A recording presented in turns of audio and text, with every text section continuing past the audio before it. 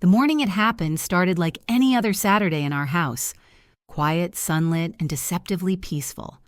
I remember sitting in my living room, coffee cup warm between my palms, the soft hum of Miles Davis playing from the old record player Ben had bought me for my birthday. The light filtering through the curtains painted the room in gold, and for a moment, everything looked perfect. Too perfect. From where I sat, the house looked like a magazine spread. White drapes, polished wooden floors, a vase of hydrangeas on the table, the scent of vanilla candles curling in the air. It was the kind of peace I had always tried to build. A calm life, a calm home, a calm heart. But that morning, as I watched the steam rise from my coffee, I realized something I hadn't wanted to admit to myself. The calm wasn't real.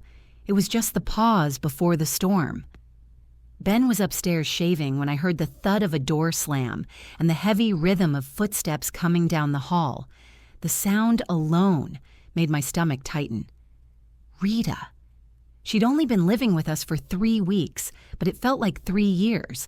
The air in the house had changed the moment she moved in, like someone had left a window open during a storm and forgotten to close it. When Ben's sister first arrived, suitcase in hand and crocodile tears in her eyes, I'd told myself it would be fine. She'd just broken up with her boyfriend, lost her apartment, and needed family right now. That's what Ben had said, his voice full of sympathy. Just for a few weeks, Monica, until she gets back on her feet. I remember smiling and nodding. Of course, Ben. Family's family. What I didn't say was that I already knew how this would go. I had seen Rita's kind of chaos before. Pretty, spoiled, used to getting her way. She was the storm that never thought twice about who got drenched. Still, I tried to be gracious. I set up the guest room, filled the fridge, even drove across town to buy her favorite brand of cereal. But the gratitude never came. Instead, I got comments like, "You don't cook like Mom used to. This house feels too quiet. Ben, remember when you used to laugh more before you got married?" Each word landed like a pinprick, small, almost invisible, but sharp enough to draw blood over time. That morning, Rita appeared in the doorway of the living room wearing my silk robe. My robe. "Morning," she said, stretching like a cat who owned the place. "You're up early." "I always am," I replied, forcing a smile. "Helps me think before the day starts." She smirked. "Cute. I thought you'd be out running errands or whatever it is you do to keep busy." I ignored the jab. "Coffee?" "Already had some," she said, sinking into the chair opposite mine. "Ben made it for me earlier. He said you were still asleep." There it was again, that tiny twist of her words, sharp and intentional. I sipped my coffee, pretending it didn't sting. Ben came downstairs a few minutes later, freshly shaved and humming. He bent down to kiss my cheek and gave Rita a quick smile. "Morning, you two. I'll grab the mail." The moment he stepped outside, Rita's entire expression changed. She leaned back, eyes on me, and said lightly, "You really think this house makes you the queen, don't you?" My hand froze on the cup. "Excuse me?" She tilted her head, her tone dripping with condescension. "You walk around here like everything belongs to you. The car, the house, even Ben. But let's not forget whose family name is on this mortgage." It was the way she said it, soft, smiling, venom hidden behind charm, that made my chest tighten. I set my cup down carefully. "Rita, you're Ben's sister, and you're welcome here. But that doesn't give you the right to speak to me like that." Her eyes sparkled, amused. "Oh, so now you're setting rules?" I didn't answer. I'd learned long ago that silence sometimes says more than words, but she mistook my calm for weakness. She always did. When Ben came back in, Rita switched her tone like flipping a light switch. "Monica was just saying she's worried about me driving your car later," she said sweetly. "I told her you said it was fine." Ben frowned. "Rita, I never said that." She blinked innocently. "Didn't you? You said I could run errands anytime I needed." I spoke up, softly but firmly. "Rita, it's not about the car, it's about asking." Ben sighed, rubbing his temples. You too. Please, not this again. I'm tired. That word, tired, felt like a slap of its own. He wasn't tired because of work. He was tired because of us, because of the tension he refused to fix. Rita smiled faintly, victorious. See? Ben doesn't want drama. You could learn from that, Monica. Ben gave her a warning look, but she only laughed and headed for the stairs, my robe brushing the floor as she went. The silence that followed was heavy. Ben sat on the couch beside me, exhaling hard. She's not a bad person, Monica. She's just going through things. I turned to him. And what am I going through, Ben? He looked away, unable to answer. That's when I realized the truth. I wasn't just living with Rita. I was competing with her and losing. She had found a way to wedge herself between us, using guilt as her weapon and his loyalty as her shield. I leaned back, my chest aching in that quiet, suffocating way heartbreak feels before it shatters. You know, I said softly, you can forgive someone 1,000 times, but the moment they make you feel invisible, it's not love anymore, it's survival. He didn't reply. He just stared at the floor like the answers might appear there. That evening, after Ben left for a late meeting, I stood by the living room window watching the sunset fade into bruised pink and gold. The house was silent again, but this time the peace didn't soothe me.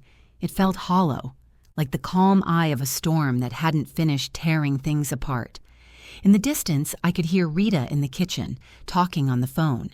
Her laughter echoed through the halls, careless and loud. I whispered to myself, one day, this house will be quiet for the right reasons. I didn't know it then, but that day was coming sooner than I thought. And it would start with a slap that would change everything. The day Rita arrived, the house itself seemed to sigh. Not the kind of sigh that comes with relief, but the kind that says, here we go again. She showed up mid-afternoon in a rush of perfume and attitude, dragging 2 oversized suitcases that could have housed a small army. I didn't think you'd mind if I stayed in the bigger room, she said before I could offer help. Her smile was wide, rehearsed, and just sharp enough to draw blood. Ben hugged her like a soldier returning from war. You're safe here, little sis, he murmured. She clung to him, shooting me a glance that said, we both know who really matters. That first night, she filled every corner of the house. Her laughter ricocheted off the walls, her phone calls went on past midnight, and her music pulsed through the vents like a heartbeat I couldn't escape. I lay in bed staring at the ceiling fan, telling myself, it's only for a few weeks. By the 3rd day, the few weeks already felt endless. She had a way of touching everything that wasn't hers. My favorite robe appeared draped across her chair. My coffee mug, the one Ben gave me on our 5th anniversary, sat in her hand every morning. When I mentioned it lightly, she smiled. Oh, Monica, you're so particular. Relax, it's just a mug. Ben chuckled from behind his newspaper. She's always been like that, Rita. You'll get used to her little quirks. That small moment shouldn't have hurt, but it did. His laughter was easy, hers triumphant and mine non-existent. Rita's invasions became bolder. She borrowed my sweaters, adjusted the thermostat, and commented on my cooking like a critic on a bad day. This stew could use flavor, she'd say with a sniff. Ben never corrected her. He just smiled wearily, pretending not to notice the tension thickening like smoke. One evening, I set the table for dinner roasted chicken, rosemary potatoes, and Ben's favorite wine. I thought maybe, just maybe, we could have one normal family meal. Rita arrived fashionably late, wearing one of my silk blouses. She dropped into her chair, swiping through her phone. Hope it's edible tonight, she said. I caught Ben's quick glance, waiting for him to speak. He didn't. He just reached for the bread basket. Halfway through the meal, Rita leaned forward, eyes glinting. Monica, do you ever do anything fun? I mean, decorating houses, arranging flowers, making dinner, it's all so safe. Don't you ever get bored of your perfect life? The words landed with surgical precision. Ben laughed softly. That's Monica, steady as they come. My fork paused halfway to my mouth. Steady, predictable, safe. 3 words that used to sound like compliments suddenly felt like chains. I finished eating in silence while they exchanged stories about their childhood, Rita reminding him of pranks, old girlfriends the years before he got married. He laughed more in that hour than he had in months. When the plates were empty, they left the table together, their laughter echoing down the hall. I stayed behind, gathering the dishes with hands that trembled slightly. The sink water ran hot, scalding my skin. I let it burn, at least that pain I could control. Through the window, the reflection of my face looked foreign still, polite, and tired. I wondered when I'd started apologizing just for existing in my own home. By the time the kitchen was clean, the house had gone quiet again. Somewhere upstairs, Rita was telling Ben about her next business idea. His low murmur of encouragement floated down the stairs, soft and familiar, the same tone he used to save for me. I turned off the faucet and dried my hands, whispering to no one. A woman can survive anything except being slowly erased. That night, as I lay in bed staring into the dark, I realized the truth that would follow me for months. Silence isn't always peace. Sometimes, it's just the sound of a prison you helped build. And mine had Rita's laughter for bars. I grew up in a home where respect was the rhythm of life. My mother used to say, a woman's strength isn't in how loud she speaks, but in how steady she stands. Our house in Savannah was always calm. You could hear the creak of the rocking chair, the low hum of gospel on Sunday mornings, and the click of my father's pen as he balanced his books at the kitchen table. We didn't raise voices, we raised standards. Rita came from a different school of survival. She had learned to win through charm and chaos. Her laughter was always just a little too loud, her stories a little too polished. She flirted with attention the way some people breathe. And Ben, dear, loyal Ben had always been her greatest audience. Even back when we were dating, I noticed it. Whenever Rita made a mess, Ben cleaned it up. When she insulted someone, he smoothed it over. She's been through a lot, he would say. She just needs understanding. That phrase, she just needs understanding, would one day become the hymn that drowned our marriage. After she moved in, Rita's manipulation was subtle, wrapped in sweetness. She'd knock on our bedroom door late at night with a glass of wine and a story about how hard life had been. She'd cry, and Ben would soften, offering the kind of warmth he once reserved for me. I'd sit quietly, feeling invisible, like a guest in my own home. Then, the whispers began. Little seeds she planted in casual conversation. Ben, you know Monica likes to control everything, right? Even how you spend your free time? Or, she doesn't really get you, Ben. You've always been the spontaneous one. She said these things laughingly, playfully, so that if I ever called her out, I'd seem paranoid. And when I'd gently ask Ben why she needed to drive my car to meet her friends, he'd sigh. She's family, Monica. Don't make everything a fight. Family. That word became the rope that tied me down. One afternoon, I came home from a client meeting to find my car gone again. Rita had left a note on the counter. Took your car, be back soon. Ben said it's fine. Ben came home later, humming to himself, smelling of aftershave and contentment. When I mentioned the note, his face darkened not with anger, but weariness. Can we not do this tonight? He said, loosening his tie. She's just borrowing it. Why do you have to make everything about respect? Because it is about respect, I said softly. He poured himself a drink. You're overreacting again, you know how she is. And just like that, the conversation ended, buried under a long, heavy silence. That night, as he slept beside me, I lay awake staring at the ceiling. It wasn't just about a car. It wasn't even about Rita. It was about what he was willing to overlook. The little dismissals. The way his sympathy always bent toward her, never me. Love, I realized, doesn't die in grand explosions, it withers in the shade of neglect. I thought about my mother again, about her steady voice, and how she once said, "You can forgive a man for not understanding your feelings, but never stay with one who won't protect your dignity." And in that moment, I understood something bone deep. Ben wasn't choosing his sister over me just once, he was doing it every day, in 1,000 small ways. By morning, I could still feel the echo of that truth in my chest, pulsing quietly beneath my calm. "The day you realize your partner won't protect your dignity," I whispered to my reflection, "that's the day love starts to die quietly." And ours was already fading. It started with the missing keys. At first, I thought I'd misplaced them. I checked the counter, my purse, the coat rack, nothing. The silence in the house felt heavier than usual. Then I looked out the front window and saw the empty driveway. My car was gone. For a moment, I just stood there, coffee growing cold in my hand. The air in the living room was still, except for the faint hum of the refrigerator and the ticking clock on the wall. Time seemed to stretch. She'd done it again. I took a long breath, holding it in until my chest hurt. Part of me wanted to call her. The other part wanted to call Ben. But what would either of them say? Rita would laugh and Ben would sigh. I could already hear his voice in my head. "She didn't mean any harm, Monica. Don't make it into something it's not." By the time she came back that evening, my car tires were spattered with mud and her smile was unapologetic. She dropped the keys on the counter like she was doing me a favor. "Where were you?" I asked, keeping my tone steady. She shrugged. "Out. With my car." "Relax," she said, rolling her eyes. "It's just a car.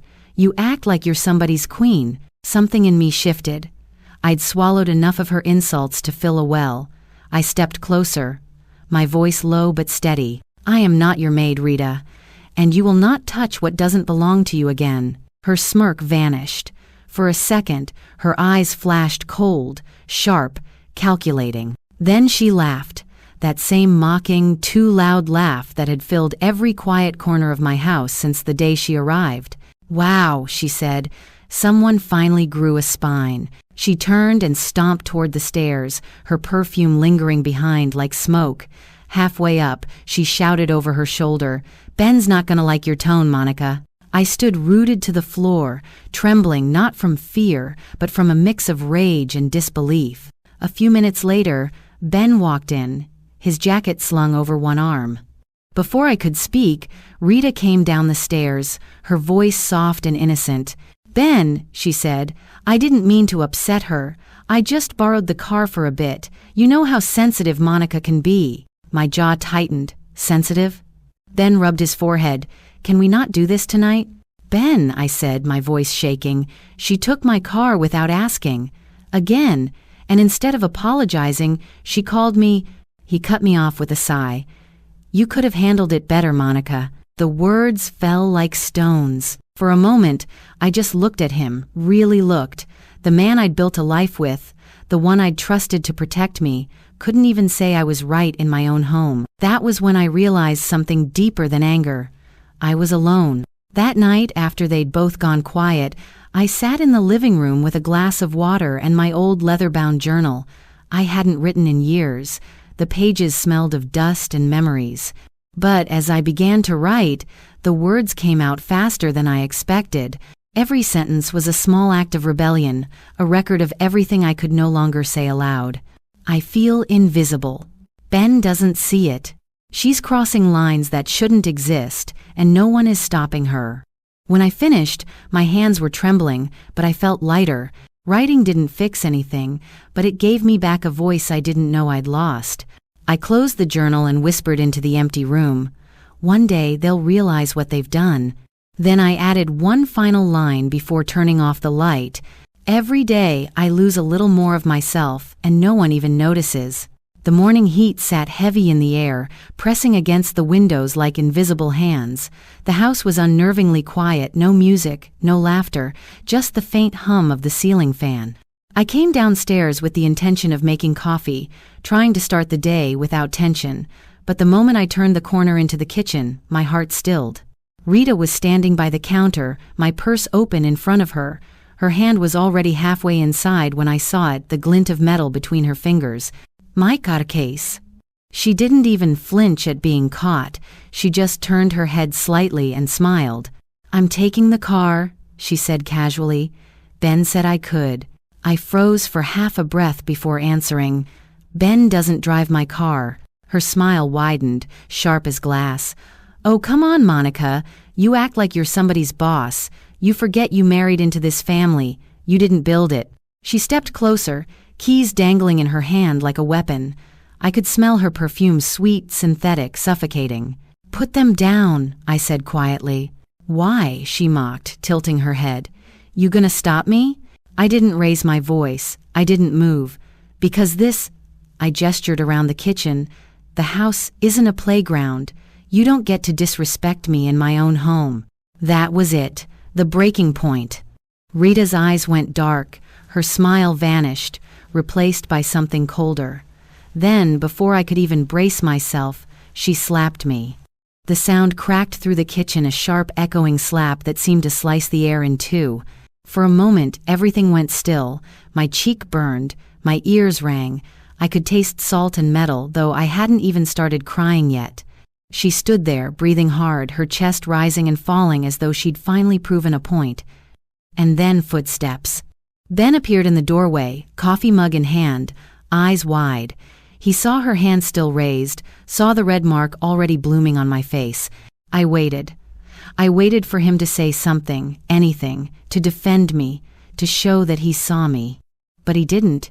He just stood there, frozen, his mouth half open, his silence louder than the slap itself. Rita looked at him and smirked. "Tell her I'm taking the car, Ben." The world seemed to tilt. I turned toward my husband, my voice barely above a whisper. "You're really going to let this happen?" Nothing. Just silence. The disappointment was heavier than the pain. Finally, I exhaled, my hand pressed gently to my cheek. "You can both have each other," I said softly. Rita blinked, momentarily confused, but I was already walking away. Not storming, not shouting, just walking the quiet kind of walk that means I'm done. As I reached the doorway, I heard the faint jingle of keys, followed by Rita's triumphant laugh. Ben didn't follow me, and for the first time in years, I didn't wait for him to. The house was too quiet, but it wasn't peace, it was the sound of something breaking. I stood in the living room, suitcase open on the couch, folding clothes with a kind of detached calm. My cheek still stung faintly, the faint reminder of what had happened that morning. Every corner of the house looked exactly as I'd left it, tidy, polished, perfect. It used to make me proud. Now it just looked staged, like I'd been living in someone else's idea of happiness. Ben hovered by the doorway, his voice trembling between guilt and denial. "Monica, don't do this. It's not that deep. She lost her temper. You know how Rita is." I didn't look at him. I couldn't. He stood there in his wrinkled shirt, hands in his pockets, looking smaller than I'd ever seen him. "Please," he said softly, "we can talk about this." But we'd been talking for years, talking around problems, under problems, pretending they'd fade if we smiled long enough. I zipped the suitcase slowly, the sound slicing through the silence. "Ben," I said finally, my voice steady but cold, "I begged for your voice when I needed it. You chose silence. That's not something I can live with anymore." He stepped forward, desperate now.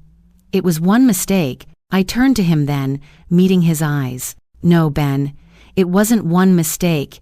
It was every time you told me to be patient, every time you asked me to shrink so your sister could feel big, every time I stood beside you and realized I was standing alone." He flinched, but said nothing. For a moment, I wanted to cry to release the ache tightening my chest, but the tears wouldn't come. I was past pain now. I was empty. And sometimes emptiness is the only space where peace can begin to grow. On the kitchen counter, I placed the note I had written hours earlier. The words were clean, simple, like me reclaiming my breath after being underwater too long. Respect isn't something you beg for. It's something that's either given or it isn't. I picked up my car keys, the same ones Rita had tried to take, and walked out the front door. The late afternoon sun hit my face as I stepped onto the driveway. The car shimmered under the heat, almost mocking me with its stillness. I slid into the driver's seat and exhaled. The irony didn't escape me. I was leaving in the very car that caused the slap, the fight, the silence. The moment the engine started, it felt like oxygen filling my lungs. I didn't look back. The drive across town was wordless. No music, no tears, just the steady rhythm of tires on asphalt and the whisper of freedom in the wind. When I finally checked into a small apartment that night, a simple, furnished space with beige walls and a narrow balcony, I sat on the edge of the bed, staring out into the city lights. It wasn't peace yet, but it was the beginning of it. A month slipped by, and the house I had built my life around became just another address in my memory. Ben called almost every day at first, sometimes late at night, his voice thick with guilt, other times early in the morning, like he hoped catching me off guard would make me answer. I never did. His voicemails piled up, a mix of apologies, excuses, and half-hearted confessions that all sounded the same. You know I didn't mean for it to go that far. Rita, on the other hand, didn't need a phone to speak. She had the internet. I started seeing her posts photos of her smiling beside Ben's car, cryptic captions like, "Some people pretend to be classy but stay bitter." Another one said, "When you live in someone else's house too long, you start to think you own it." The comments underneath were full of emojis, half-truths, and mutual friends choosing sides they didn't understand. I scrolled through them once, then closed the app for good. The silence that followed was healing. For the first time in years, I woke up without tension in my shoulders. I cooked breakfast in my tiny apartment kitchen, opened my laptop, and worked without distraction. My business, something I had built slowly, lovingly, started to bloom again. New clients came in through word of mouth, one project leading to another. It was as if the universe was rewarding me for clearing space in my life. I met new people, 2 women with stories like mine, women who had swallowed disrespect in the name of family, who had learned that peace doesn't come from being liked, but from being respected. We shared stories over coffee, and I laughed, really laughed for the first time in months.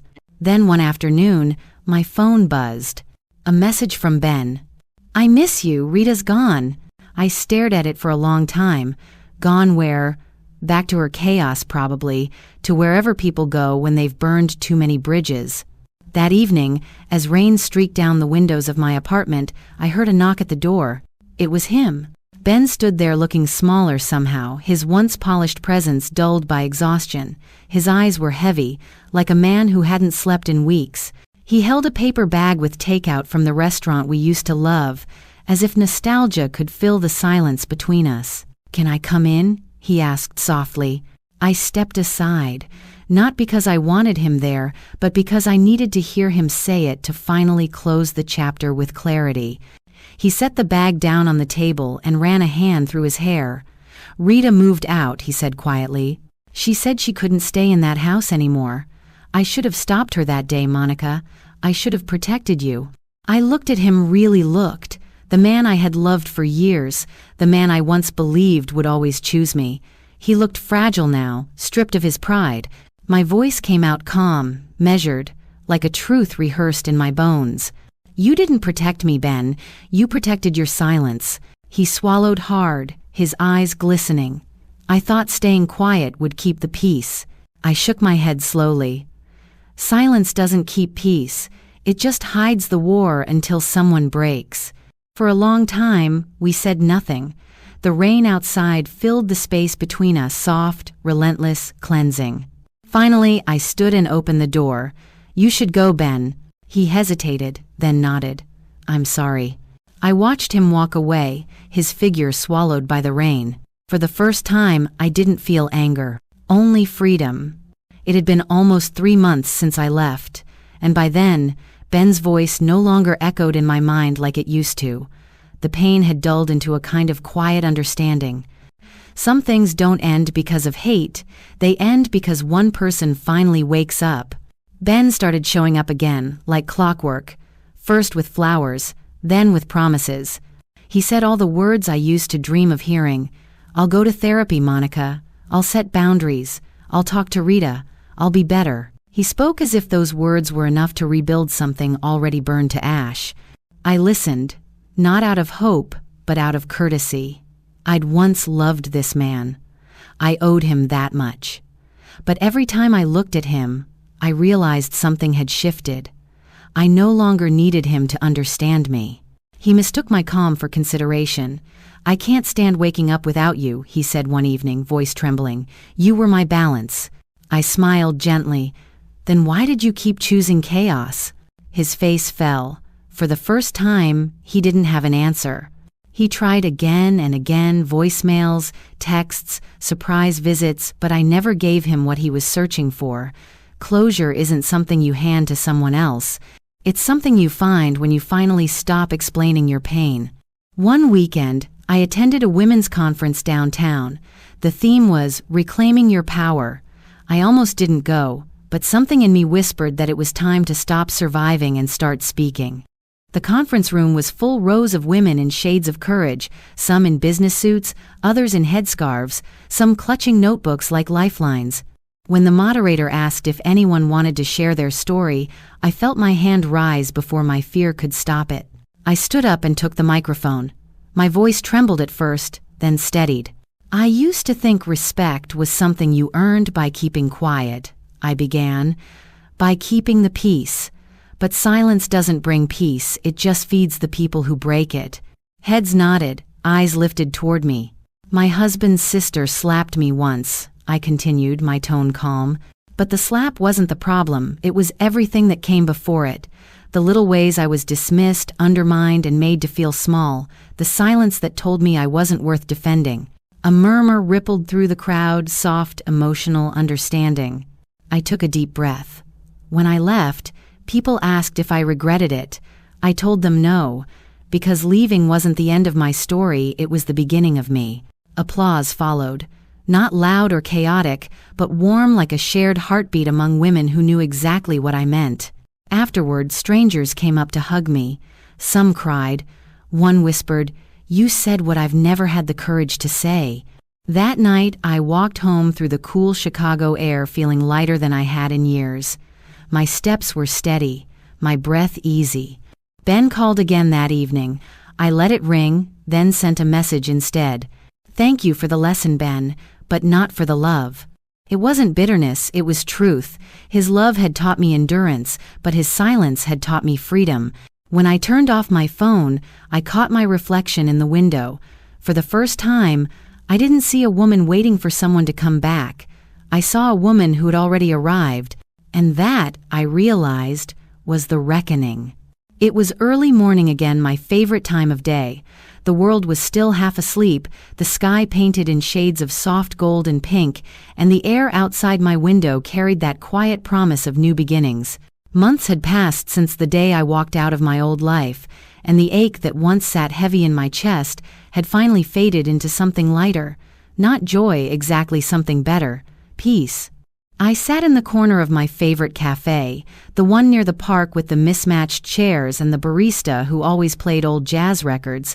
My coffee steamed gently beside me, a silent companion. The faint hum of a saxophone filled the room, slow and comforting. I wasn't waiting for anyone. That was the beauty of it. I had learned to love my own company again, to sit in stillness without anxiety, to smile without needing an audience.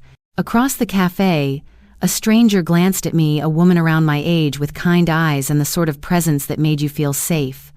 As she passed my table, she paused and said softly, "That's a beautiful necklace." I touched it gently, a simple silver pendant I'd bought for myself the week I moved into my new apartment. "Thank you," I said, smiling. "It reminds me of peace." She nodded knowingly before moving on. I watched her leave, then looked down at my coffee, the rising steam twisting like a slow dance in the light. For the first time, I realized I didn't need closure from anyone else. I didn't need apologies or explanations. I didn't even need justice. I had already been given the only thing that mattered: freedom. My voice, calm and reflective, filled the space between thoughts. Peace doesn't always roar. Sometimes it sits beside you quietly, sipping coffee and reminding you you made it. I thought of that morning months ago, the slap, the silence, the way Ben had looked at me without saying a word. For a long time, it had haunted me. But now, it was only a story, a closed book resting on a shelf. That slap didn't break me, it woke me up, I whispered to myself. Sometimes God lets disrespect sting your face, just so you'll finally walk away from where you were never seen. The music swelled slightly as sunlight streamed through the cafe window, touching my face. I smiled a real, unforced smile and leaned back in my chair. The world outside was alive again, bustling with the sound of people chasing new beginnings. Mine had already arrived. The camera lingered on my face for a few seconds longer, serene, glowing, whole. And then the frame faded to black, the soft hum of jazz carrying the story away. The cafe was quiet that morning, just the low hum of jazz and the gentle clinking of cups. Monica sat by the window, the soft sunlight tracing her cheek like a blessing.